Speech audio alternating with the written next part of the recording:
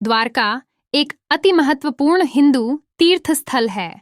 यह हिंदुओं के साथ सर्वाधिक पवित्र तीर्थों में से एक तथा 4 धामों में से एक है। यह 7 पुरियों में एक पुरी है। जिले का नाम द्वारकापुरी से रखा गया है, जिसकी रचना 2013 में की गई थी। यह नगरी भारत के पश्चिम में समुद्र के किनारे पर बसी है। हिंदू धर्म ग्रंथों के अनुसार भगवान कृष्ण ने इसे बसाया था। यह श्री कृष्ण की कर्म भूमि है।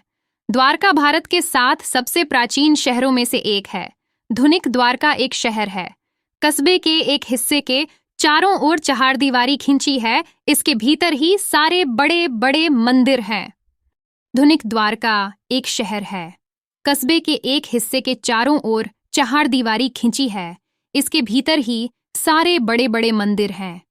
काफी समय से जाने माने शोधकर्ताओं ने पुराणों में वर्णित द्वारिका के रहस्य का पता लगाने का प्रयास किया, लेकिन वैज्ञानिक तथ्यों पर आधारित कोई भी अध्ययन कार्य अभी तक पूरा नहीं किया गया है। 2005 में द्वारिका के रहस्यों से पर्दा उठाने के लिए अभियान शुरू किया गया था।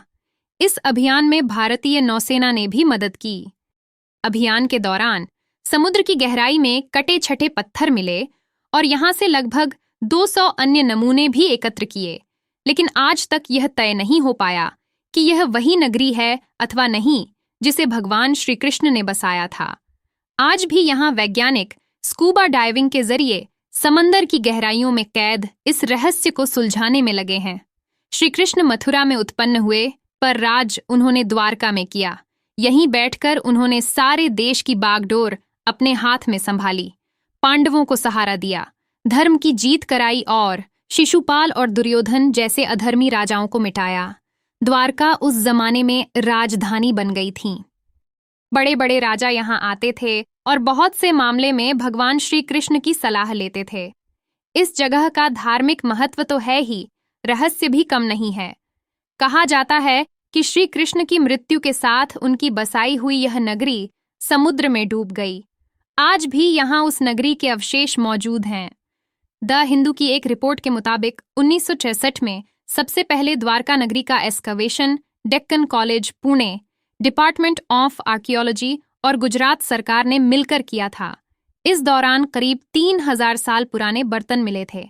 इसके तकरीबन 1 दशक बाद आर्कियोलॉजिकल सर्वे ऑफ इंडिया की अंडर वाटर आर्कियोलॉजी विंग को समंदर में कुछ तांबे के सिक्के और ग्रेनाइट स्ट्रक्चर भी मिले।